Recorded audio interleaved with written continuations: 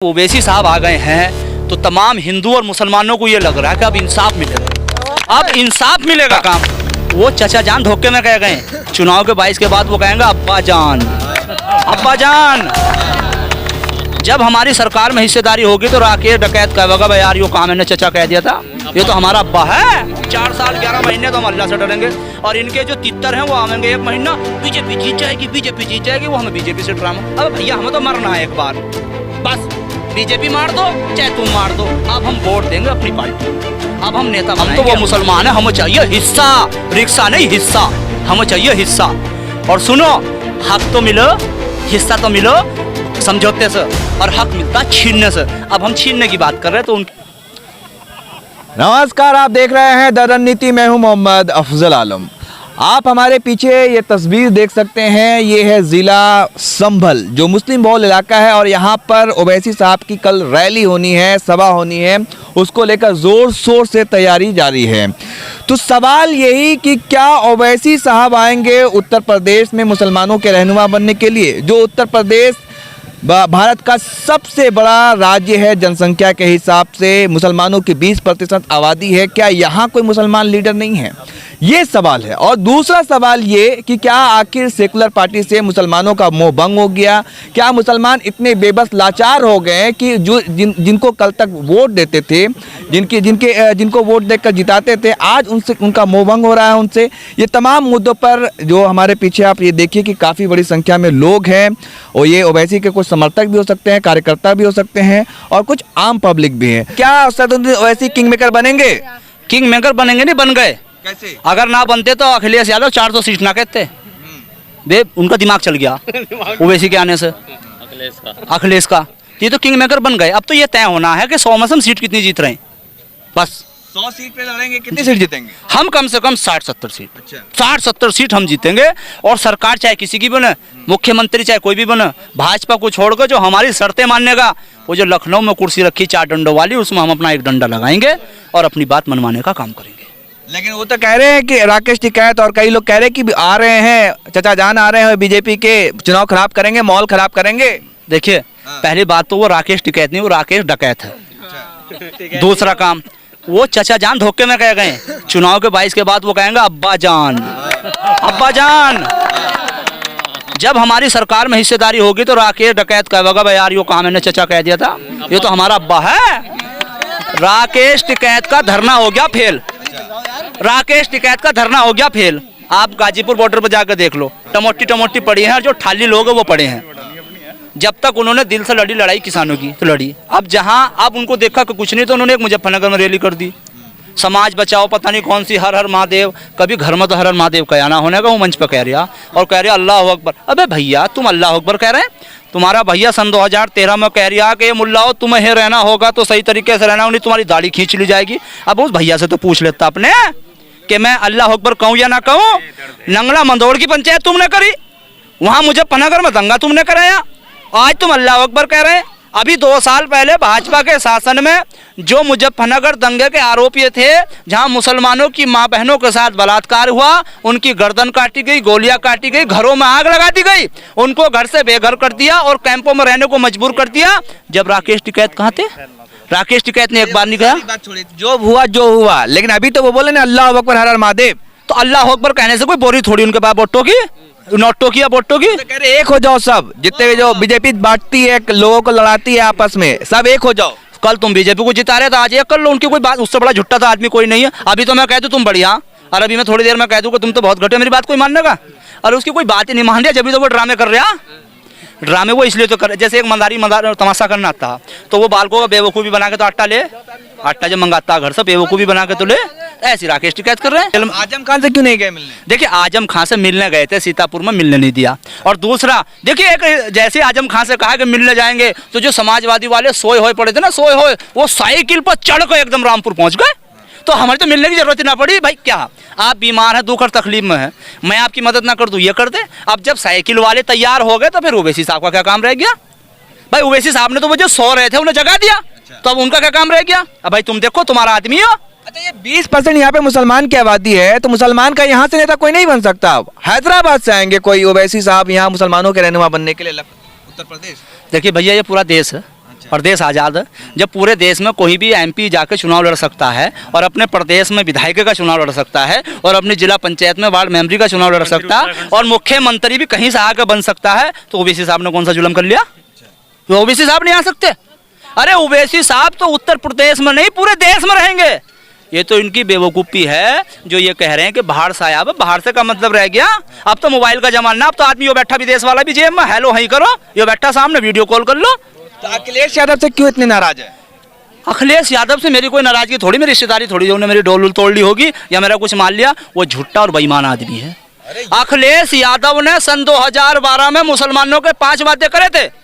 पहला वादा था मुसलमानों को 18% नौकरी, दूसरा वादा था मुसलमानों के नौजवान जो जेलों में बंद हैं उनको रिहा होना, तीसरा वादा करा था जान माल की हिफाजत, और चौथा वादा करा था कब्रिस्तानों की बाउंड्री, और पांचवा वादा करा था उर्दू को राज्य दर्जा दिलाना। ना तो मुसलमानों को 18% नौकरी मिली, हमारा जियाउल हक सीओ कुंडा में मार दिया गया। मुसलमानों के नौजवान जेलों से रिहा नहीं हुए, मौलाना खालिद और मौलाना मुजाहिद पुलिस की सुरक्षा में बाराबंकी में मार दिए गए। उर्दू राज्य दर्जा का उर्दू को भाषा नहीं मिली, मान्यता नहीं मिली, और मुसलमानों की जान माल की हिफाजत नहीं हुई। सबसे बड़ा दंगा मुजफ्फरनगर, डासना, मसूरी, इलाहाबाद, कौशिकला, ये सब हुए। एक इंतजाम करा उन्होंने भाई, कह दिया कि जिंदों का कोई इंतजाम नहीं, मरने वालों का इंतजाम है, कब्रिस्तान की बाउंड्री। यही तो कहे थे मोदी जी पिछले साल, कब्रिस्तान बनता है, शमशान नहीं बनता है, लाइट बिजली आती है, दिवाली पे नहीं आती है, रमजान में आती है, ईद पे मिलती है। देखिए उनका जो बीजेपी वालों का तो कोई मामला, तो बेचारे जो ना, उन पर जब कुछ नहीं मिलता, वे तो बिजली को हिंदू मुसलमान शमशान ये सब करते रहते हैं। वो देखिए उनके बराबर ड्रामा हम नहीं कर सकते, क्योंकि हम धोखा देने नहीं, हम लोगों का यकीन जीतकर उनका काम करने के लिए आए हैं। हमें धोखे की राजनीति नहीं करनी। धोखे की राजनीति करेंगे हो सकता है एक बार बन जाए, दोबारा नहीं करेंगे। अगर अखिलेश यादव हमारे साथ धोखा ना करते तो बिजनौर से चलकर नजाकत तो नहीं आता, ओवैसी साहब के पास आता। अरे ओवैसी साहब तुम जाओ हैदराबाद। अब हमें लगा कि ओवैसी साहब सन 2012 से हमारी लड़ाई लड़ रहे हैं और हम माया को और मुलायम को और कांग्रेस को और अजीत सिंह को वोट दे रहे हैं, ये हमें धोखा दें। 4 साल 11 महीने तो हम अल्लाह से डरेंगे, और इनके जो तितर हैं वो आवेंगे 1 महीना, बीजेपी जीत जाएगी, बीजेपी जीत जाएगी, वो हमें बीजेपी से ड्रामा। अब भैया हमें तो मरना है एक बार, बस बीजेपी मार दो चाहे तुम मार दो, अब हम वोट देंगे अपनी पार्टी को, अब हम नेता बनाएंगे अपना। वो चाहे सचिन कुमार हो, सचिन यादव हो, सचिन रावत हो, कोई भी हो, हमें इससे कोई मतलब नहीं। जो हमारी पार्टी हमारा झंडा लेकर आ जाएगा वो हमारा नेता होगा, बाकी कुछ नहीं। कौन है आपकी पार्टी? एआईएम। और सब जो पार्टी है, जितनी पार्टी है, सब बेकार है। ये सारी भाई, हम देखिए एक बात सुनिए, आप अपने पापा के 2 बेटे हैं, ठीक है? आप किसी पड़ोसी को पापा कहने लगो, वो आपको बर्फी खुला सकता है, रसगुल्ले खुला सकता है, कपड़े बढ़िया बना सकता है, सब काम दे सकता है, और जब वो कल मर जाएगा उसके भी 2 लड़के, तो हिस्सा किसे मिलेगा? उसको मिलेगा ना, उसके बच्चों को। तुम तो पापा वैसे फ्री में कहोगे। अब यादव की पार्टी हमारी पार्टी थोड़ी हैगी। हम सुन तो लो, हम उसके मकान भी, ईंट भी, सरिया सीमेंट मकान हम तैयार करें, कल को तो वे यादव ही तो रहेंगे, हमें क्या मिलेगा? अब हमारी पार्टी तो अब आई ओवैसी साहब की, यो हमारी पार्टी, इसमें रहेंगे हम, और जो हमारा हिंदू भाई होगा उसको गले लगा कर उस घर में बिठाने का काम करेंगे, उसको हक और इंसाफ दिलाने का काम करेंगे। क्यों आप मतलब ये अभी तक अखिलेश यादव मुसलमानों को गले लगाते थे, अब आप लगाएंगे गले? देख गले वाली बात नहीं है, आप भी पहनते थे, मुल्ला मुलायम का। ना मुल्ला मुलायम नहीं।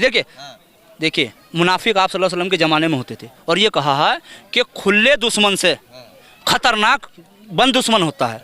इन्होंने 10 रुपए की टोपी ओढ़कर 50 रुपए का रुमाल रखा, ऐसा बेवकूफ़ हमारा बनाया है, ऐसा बेवकूफ़ बनाया। देखो मेरा दादा बेवकूफ़ बना, मेरा बाप बना, मैं नहीं बनने का। मेरी मेमोरी बिल्कुल साफ है, जो भी गलत होता है उसे डिलीट करा लेता हूँ, ठीक है? मेरे बाप की मेमोरी फुल हो गई, मेरे दादा की मेमोरी हो गई, तो उसमें तो कुछ भरा नहीं जाने का। अब हम नौजवान सतर्क हो गए हैं, टेंशन ना लो बिल्कुल। आपके बाल तो पक गए हैं। देखिए अब बाल का उम्र से क्या तकाजा रह गया? मैं 20-20 सालों के दिखा दूं, 14-14 साल वालों के दिखा दूं, ये बाल तजुर्बे में पके हैं, तजुर्बे में, वैसे थोड़ी पके हैं। तो इतना आप लाचार बेबस अपने आप को महसूस करने लगे कि सारी सेकुलर पार्टी ने आपका शोषण किया? नहीं बेबस नहीं, देखो जो सच बात है वो कहिए। बैठेंगे चाय पिलाओ, जब तो कोई आवेगा, तो हम पहले मुसलमानों की तो बात करेंगे, जब तो मुसलमान हमारे साथ लगे। भाई मायावती आई, अपने दलितों को जोड़ा, मुलायम सिंह आए तो यादवों को जोड़ा, अजीत सिंह आए जाटों को जोड़ा, भाजपा आई, उन्होंने जो अपने भाजपा कट्टरपंथी RSS वाले तो उनको जोड़ा। अब हम अगर जोड़ा तो तुम हम ऐसा, ये तो वो काम हो गया जिसकी छोटी घर में जो छोटी औरत हो वो तो बड़े की तो सबकी भाभी और छोटी सबकी पैर लगे है। ऐसी बीजेपी को कहते हैं जैसे कुछ लोग जी वोट कटवा पार्टी। भाई एक बात बताओ मुझे, चंद्रशेखर, आपकी पार्टी को तो कहा जा रहा है बी टीम है भाई। मैं बता तो रहा हूँ भाई, 403 सीटों पर केजरीवाल जी ने ऐलान कर दिया वो वोट कटवा नहीं है। चंद्रशेखर आजाद चुनाव लड़ने को कह रहे हैं वो वोट कटवा नहीं है। Om Prakash B team vote कटवाने बी टीम, देखिए बी टीम वो लोग कह रहे हैं जिनका अपना कोई वजूद नहीं, जो खुद बी टीम है। सपा समाजवादी पार्टी बीजेपी की बी टीम है। कैसे? ऐसे सन 1992 में जब मस्जिद पर राम सेवक हमला कर रहे थे, अखिलेश यादव के पिताजी मुलायम सिंह यादव रक्षा मंत्री थे और वो लखनऊ दिल्ली में बैठे हुए कर रहे थे कि बाबरी मस्जिद तो परिंदा पर नहीं मारेगा, बाबरी मस्जिद तो परिंदा पर नहीं मारेगा, ऐसे कहा था ना। अब सामने से दुश्मन खड़ा मेरे, अरे मैं उस मुख्यमंत्री तो कल्याण सिंह थे ना? सुन तो लो मेरी बात तो सुन लो आप। मुख्यमंत्री तो कल्याण सिंह थे। तो वो जब तुम दुश्मन को नु कहोगे सामने खड़े होगे क्योंकि तू कुछ नहीं कर सकता, कुछ नहीं कर सकता, तो फिर वो दुश्मन जो ना जानबूझ के ये सोच लेगा मुझे तो मरना ही है, फिर वो काम ही कर देगा। तो मुलायम सिंह भाई तो मुझे आप बताइए, ओवैसी साहब आ गए हैं तो तमाम हिंदू और मुसलमानों को ये लग रहा है कि अब इंसाफ मिलेगा, अब इंसाफ मिलेगा। तमाम राजनीतिक हम भी रहते हैं चर्चा में, चर्चा करते रहते हैं, सब कहते हैं भाई देखो इस देश के अंदर अगर कोई नेता है तो वो ओवैसी है, बाकी कोई और नहीं है। हाँ। क्यों ओवैसी क्यों? इसके अलावा और भी बहुत सारे मुसलमान एमपी हैं, सिर्फ ओवैसी वे तो गुलाम हैं, एमपी कहाँ हैं वे? अगर वे शफीकुर रहमान यहाँ से सांसद है समाजवादी पार्टी के, ऐसी बात कर वे कहाँ बोल रहे हैं वे तो कोई ऐसी बात कर रहे हैं जहाँ उनका फोटो छप जाए, पता नहीं उन्हें फोटो छपवाना कितना शौक होगा। वे तो कोई ऐसी बात कहेंगे मैं लोकसभा में मध्य मातरम नहीं बोलने का। एसटी हसन है, एसटी हसन कहाँ बोलते, वो तो घर बैठे एसटी हसन या शफीकुर रहमान वर्ग साहब है, संभल के लोग खड़े। अगर मैं गलत कह रहा हूँ, उन्होंने कभी लोकसभा में या विधानसभा में आवाज उठाई कि मेरे यहाँ डिग्री कॉलेज नहीं, इंजीनियरिंग कॉलेज नहीं, अस्पताल नहीं है, कभी उठाई है? उनका मुख्यालय बहजोज में बन के कहा कभी के संभल में बनना चाहिए? ये एमपी थोड़ी गुलाम होंगे। नवाब इकबाल साहब है, अरे यो इस सिरसी में कोई अस्पताल नहीं, सिरसी में कोई अस्पताल नहीं, ये बालक पढ़ने वाले कहाँ जाएंगे? हमें शिक्षा चाहिए, रोजगार चाहिए, इस पे कोई काम नहीं करा। तुम ये तो कह रहे कि हम रिक्शा देंगे, रिक्शा गरीब मुसलमान, तो वो सही कह रहे हैं बिल्कुल। उनकी तो औकात मुसलमानों के लिए रिक्शा चलाने वाली तो वो दे रहे हैं और मुसलमान खुश हो रहे हैं। हम उन मुसलमानों में से थोड़ी, हम तो वो मुसलमान है, हमें चाहिए हिस्सा, रिक्शा नहीं हिस्सा, हमें चाहिए हिस्सा। और सुनो, हक तो मिलो, हिस्सा तो मिलो समझौते से, और हक मिलता छीनने से। अब हम छीनने की बात कर रहे हैं तो उनकी कुर्सी खसकने का जिक्र आ रहा मामला, इसलिए कह रहे हैं हम तो अब छीनने का काम करेंगे, समझौते से तो हिस्सा मिलो, हक तो छीनने से मिलता है। चलिए, तो ये आप देख सकते हैं कितना आक्रोश, गुस्सा उन सेकुलर पार्टी को लेकर था कि जो पार्टियां इनको भरोसा दे रही थी, और ये बार बार ये कहा जा रहा था कि ये सेकुलर पार्टियां हैं, मुसलमानों के हक की बात करेंगी, मुसलमानों को इंसाफ लाएंगी, रोजगार देंगी, मुसलमानों के बच्चों के मुस्तकबिल संवारेगी। लेकिन अब इनका मोहभंग होता नजर आ रहा है उन सेकुलर पार्टियों से कि जो लगातार क़यादत में रही, लेकिन इनको सिर्फ वोट बैंक की तरह इस्तेमाल किया गया, लेकिन इनको इनका हक नहीं मिला। इसलिए ये नाराजगी, ये गुस्सा, और आज ओवैसी पर इनका भरोसा है।